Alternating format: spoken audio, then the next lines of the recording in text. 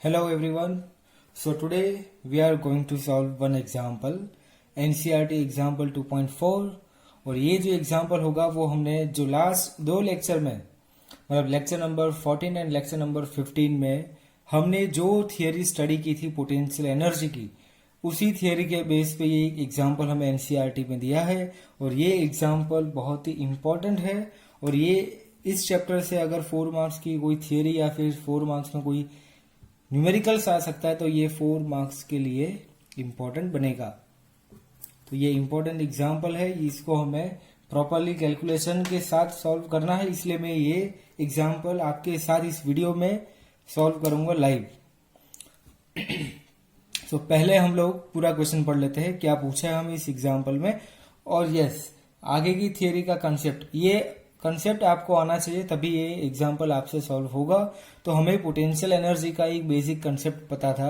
अगर कोई स्पेस में हमें कोई चार्ज को इन्फाइनाइट डिस्टेंस से प्लेस करना है तो हमें वर्क डन करना पड़ेगा। बट अकॉर्डिंग टू डेफिनेशन अगर वो वर्क डन कोई इलेक्ट्रिक फील्ड के अगेंस्ट में होगा तो वो हम लोग वर्क डन काउंट करेंगे। तो हमने लास्ट दो लेक्चर में ये देखा था, जब भी हम लोग फर्स्ट चार्ज लाएंगे स्पेस में जहां पे दूसरा कोई चार्ज अवेलेबल नहीं होगा तब पहले चार्ज को लाने के लिए वर्क डन कितना करना पड़ेगा, हमें 0। अब उसी चार्ज के प्रेजेंस में हम लोग सेकेंड चार्ज को लाएंगे तो सेकेंड चार्ज के ऊपर वर्क डन कैलकुलेट कर पाएंगे हम लोग। तो वो वर्क डन का हमारा बेसिक फॉर्मूला हमने देखा था। ये वर्क डन का बेसिक फॉर्मूला क्या होता है, W is equal to Q into V। और इसमें भी मैंने आपको बोला था नोटेशन बहुत ही इंपॉर्टेंट रहेगा। सेकेंड चार्ज पे वर्क डन कैलकुलेट करना है, इसलिए यहाँ पे लिखेंगे हम लोग W2। कौन से चार्ज को मूव करना है हमें इन्फाइनाइट डिस्टेंस से, सेकेंड वाले चार्ज को, तो Q2। और इसके ऊपर पोटेंशियल किसका अफेक्ट करेगा, जो चार्ज पहले से वहां पे प्रेजेंट है। तो कौन सा चार्ज हमने सबसे पहले लाया था, Q1, तो पोटेंशियल रहेगा 1 का। तो ये एक बेसिक कंसेप्ट का थियरी का, उसी कंसेप्ट को हमें यहाँ पे यूज करना है। तो हमने अब तक 2 चार्जेस एंड 3 चार्जेस का सिस्टम स्टडी किया था और इस वाले एग्जाम्पल में हम लोग स्टडी करेंगे 4 चार्ज के लिए पूरा कॉन्फ़िगरेशन बनाना है। तो पहले क्वेश्चन हम लोग रीड करते हैं। 4 charges are arranged at the corners of a square ABCD of side D is shown in figure. तो हमें डायग्राम में दिखाया है 4 चार्जेस को हमने 4 कॉर्नर पे अरेंज करना है, 4 कॉर्नर्स ऑफ द स्क्वायर, और उस स्क्वायर की साइड रहेगी स्मॉल d। फाइंड आउट क्या करना है हमें, find the work required to put together this arrangement. मतलब ये कॉन्फ़िगरेशन हमें यहाँ पे फॉर्म करना है। ये रहेगा हमारा कॉर्नर A, इसको हम नाम देते हैं B, इसको C और इसको D। ये 4 कॉर्नर पे हमें चार्जेस को पुट करना है, +Q, -Q, +Q and -Q। इस 4 चार्ज को अरेंज करते टाइम हमें कितना वर्क डन करना पड़ेगा, मतलब ये पूरा कॉन्फ़िगरेशन फॉर्म करने के लिए कितना वर्क डन करना पड़ेगा वो कैलकुलेट करना है इसमें। और पार्ट बी में पूछा है अगर ये 4 चार्ज आ गए यहाँ पे, अब ये चारों चार्ज के प्रेजेंस में अगर हमें सेंटर पे एक चार्ज लाना होगा Q0 तो एक्स्ट्रा कितना वर्क करना पड़ेगा। तो ये बी पार्ट में पूछा है हमें, a charge Q0 is brought to the centre E of the square, the 4 charges being held fixed at its corner. मतलब इस कॉर्नर पे 4 चार्ज ऑलरेडी प्लेस कर चुके हैं हम लोग, ये +Q, -Q, +Q and -Q। तब इसी 4 चार्ज के प्रेजेंस में हमें 5th चार्ज पॉइंट E पे लाना है, Q0। How much extra work is needed to do this. तो ये पार्ट बी रहेगा, अगर हम लोग सेंटर में चार्ज Q0 लाएंगे तो एक्स्ट्रा कितना वर्क करना पड़ेगा। तो ये पार्ट भी हम लोग अभी साइड पे रखेंगे। पहले हम लोग इस चार्ज को लाने के लिए कितना वर्क डन करना पड़ेगा वो सॉल्व करेंगे। तो हम लोग पॉइंट ए से स्टार्ट करेंगे। तो आपको प्रॉपरली ये पूरा सोल्यूशन देखना है और ध्यान से समझना है। तो ये हम लोग ने स्टार्ट किया इसका सॉल्यूशन। तो पहले हम लोग चार्ज +Q मतलब ए पॉइंट पे जो चार्ज लाना है वो उसके लिए वर्क डन कैलकुलेट करेंगे। Work done in bringing charge +Q at point A। तो फर्स्ट वर्क डन कितना हो जाएगा 0। इसका रीजन क्या लिखेंगे हम लोग,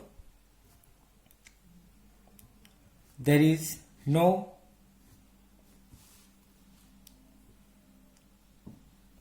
presence of any external field in the space। मतलब पहले कोई फील्ड यहां पे प्रेजेंट नहीं है तो हमें कोई वर्क डन की रिक्वायरमेंट नहीं रहेगी अगेंस्ट द फील्ड। तो पहले चार्ज के लिए वर्क डन क्या हो जाएगा 0। ये आपको कंसेप्ट पता है ऑलरेडी, हमने आगे 2 लेक्चर में ये डिस्कस किया है। तो पहला वर्क डन हो गया W1 0। अब हमें ये पॉइंट बी पे चार्ज लाना है -q। हमें ये साइड पता है स्मॉल डी।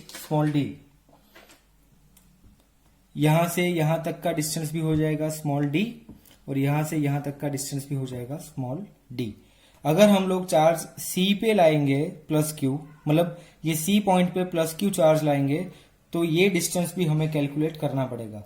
अगर ये डिस्टेंस d है, ये डिस्टेंस भी d होगा, तो अकॉर्डिंग टू पाइथागोरस थ्योरम ये क्या हो जाएगा, ये पूरा डिस्टेंस यहां से यहां तक का, ये पूरा डिस्टेंस हो जाएगा √2 इंटू डी।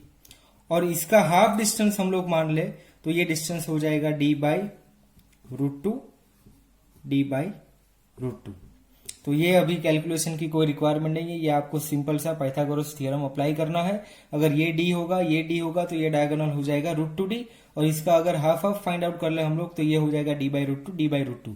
सिमिलरली हम AC डायगोनल भी फाइंड आउट कर पाएंगे। AC टोटल हो जाएगा √2d, और A2E और E2C हो जाएगा d/√2। अगर ये चीज हम लोग नोट डाउन करना चाहेंगे तो यहां पे हम लोग लिख सकते हैं AB = BC = CD = DA। ये सारे डिस्टेंस हमें दिए हैं यहाँ पे एग्जाम्पल में ऑलरेडी स्मॉल d। डायगोनल की बात करें तो AC = BD, ये दोनों डायगोनल हो जाएंगे √2d।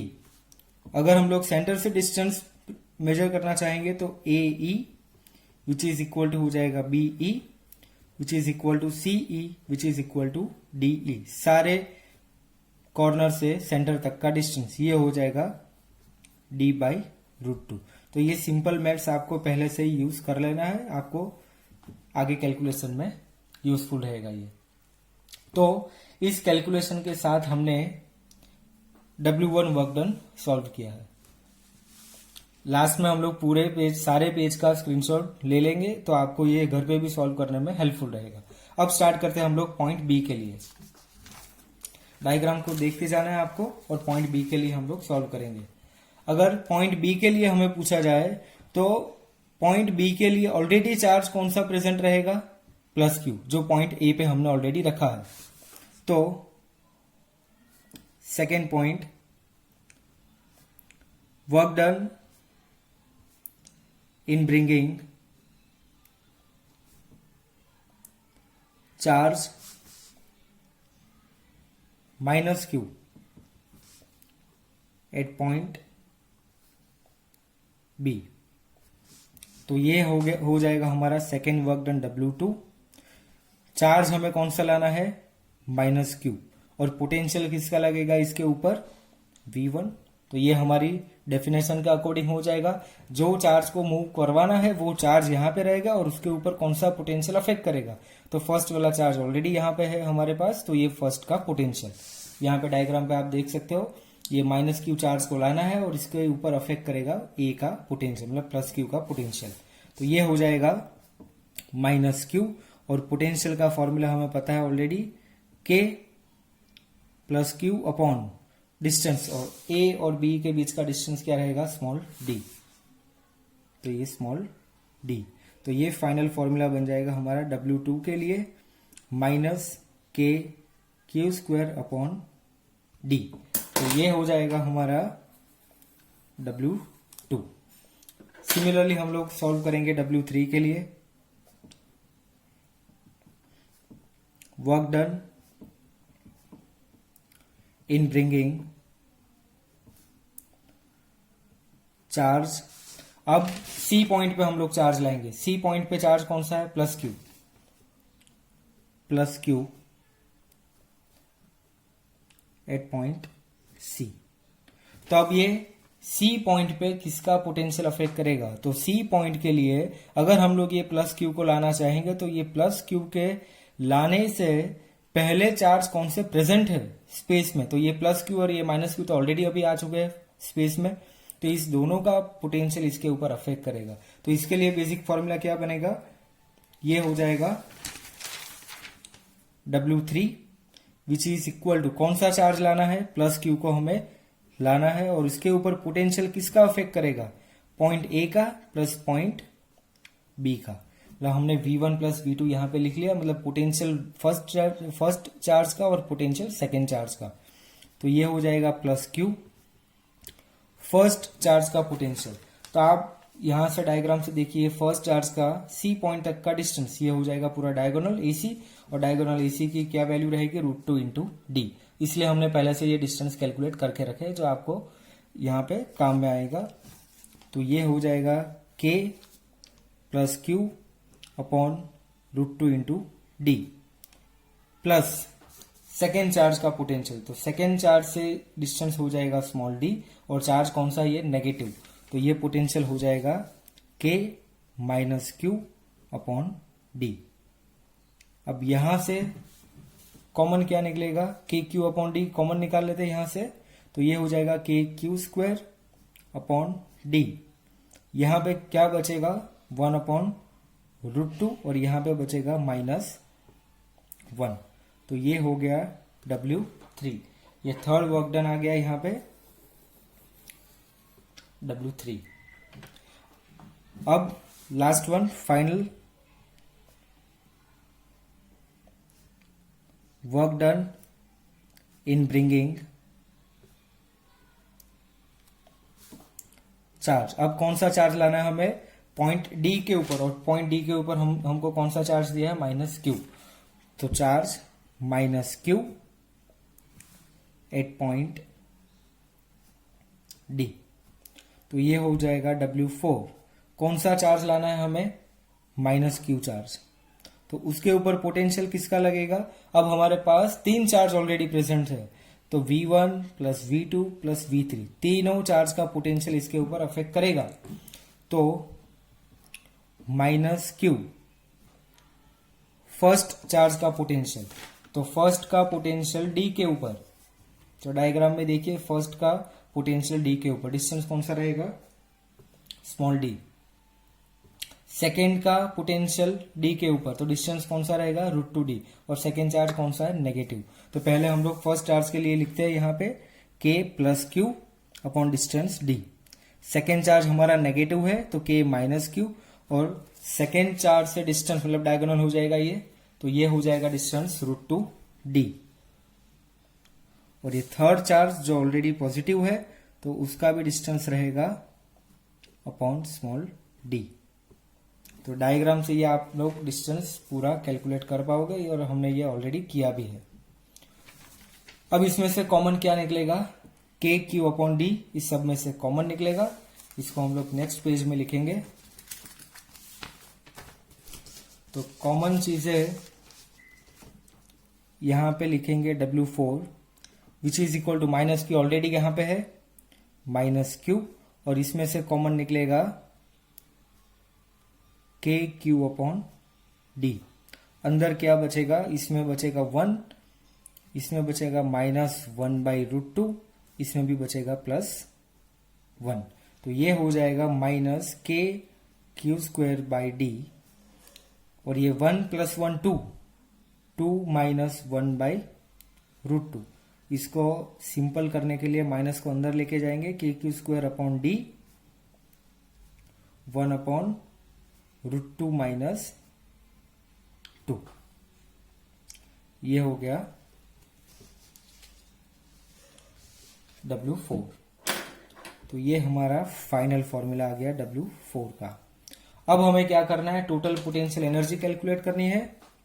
So total potential energy of this system ये सारा वर्क डन स्टोर होगा एज अ पोटेंशियल एनर्जी। तो यहां पे लिखेंगे U is equal to W1 plus W2 plus W3 plus W4। W1 हो जाएगा 0, W2 जो हमने ऑलरेडी कैलकुलेट किया है, W2 हो जाएगा minus k q square upon d, minus k q square upon d. W3 जो हमने कैलकुलेट किया है k q square by d 1/√2 minus 1, k q square by d 1/√2 minus 1। और ये W4 मतलब ये जो हमने ऊपर कैलकुलेट किया है k q square by d 1/√2 minus 2। अभी सबका एडिशन करना है हमें। पहली चीज यहां से कॉमन क्या निकलेगा, तो आप सारे टर्म में देखिए के क्यू स्क्वायर बाई डी, के क्यू स्क्वायर बाई डी और के q square by D common है। तो हम लोग पहले के क्यू स्क्वायर बाई डी को कॉमन निकालेंगे। यहां पे बचेगा -1, यहां पे बचेगा 1/√2 माइनस 1, यहां पे बचेगा प्लस 1/√2 माइनस 2। तो ये बचेगा के क्यू स्क्वायर बाई डी, ये 1 2 3 4, ये 4 हो जाएगा और ये 1/√2 प्लस 1/√2 मतलब 2/√2, तो ये हो जाएगा 2/√2 माइनस 4। तो यहां पे बचेगा के q square by D √2 minus 4। तो इसको फाइनल आंसर में कन्वर्ट करेंगे के q square by D minus 4 minus √2। तो ये आ जाएगा पोटेंशियल एनर्जी। ये इसका फाइनल आंसर हो गया, पोटेंशियल एनर्जी। तो ये पार्ट ए कंप्लीट हुआ अभी। तो ये पार्ट ए का फाइनल आंसर आ गया, U is equal to minus k q square by d 4 minus √2। अब हम लोग नेक्स्ट पार्ट मतलब पार्ट बी स्टार्ट करेंगे। आपको यहां पे वापस से डायग्राम की जरूरत पड़ेगी, तो हम लोग डायग्राम वाला पेज निकालते हैं अभी। अब आपको पार्ट 2 स्टार्ट करना है। पार्ट 2 में क्या पूछा है आपको, a charge q not is brought to the centre E, मतलब हमें एक चार्ज क्यू नॉट को सेंटर पे लाना है और 4 चार्जेस हमारे पास ऑलरेडी अवेलेबल होंगे। तो एक्स्ट्रा कितना वर्क डन होगा वो हमें कैलकुलेट करना है। तो चारों चार्ज से डिस्टेंस मतलब चारों कॉर्नर से सेंटर तक का डिस्टेंस जो हमने ऑलरेडी यहाँ पे डिस्टेंस कैलकुलेट किया है d/√2। तो हमें डायरेक्टली अभी फॉर्मूला ही इसमें अप्लाई करना है। तो क्यू नॉट, इस डायग्राम के साथ हम लोग ये पॉइंट लिखेंगे। पार्ट बी स्टार्ट करेंगे। यहां पे work done in bringing charge q not at this center at point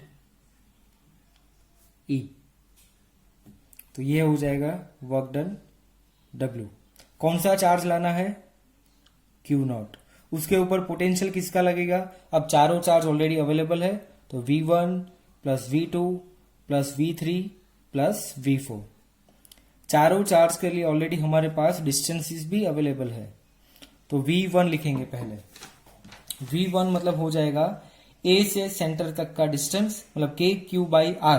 तो K plus q upon r मतलब ये डिस्टेंस हो जाएगा d/√2 जो हमने ऑलरेडी कैलकुलेट किया है।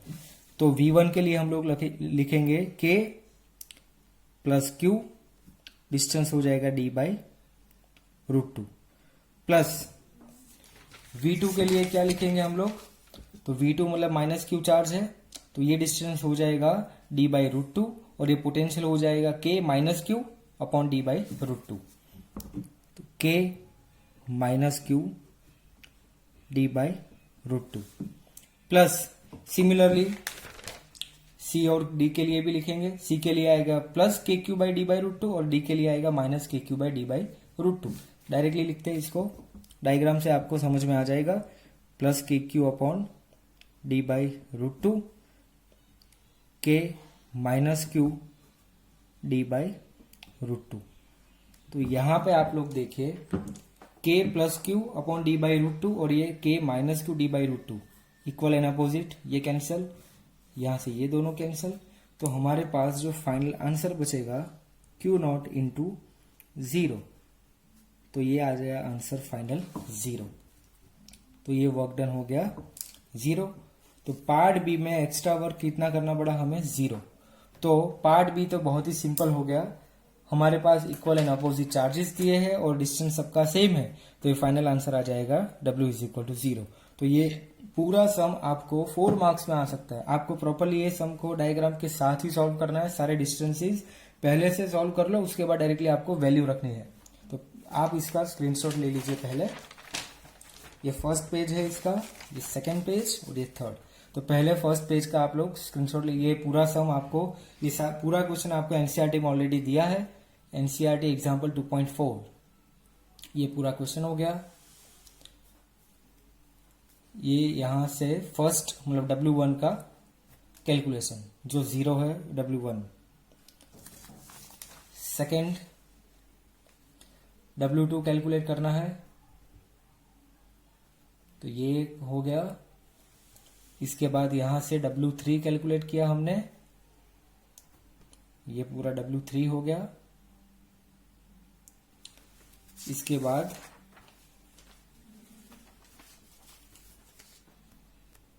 W4 कैलकुलेट किया हमने, और W4 के बाद ये पूरा टोटल एनर्जी मतलब सबका addition W1 plus W2 plus W3 plus W4, और इसका ये फाइनल आंसर। और फाइनली पार्ट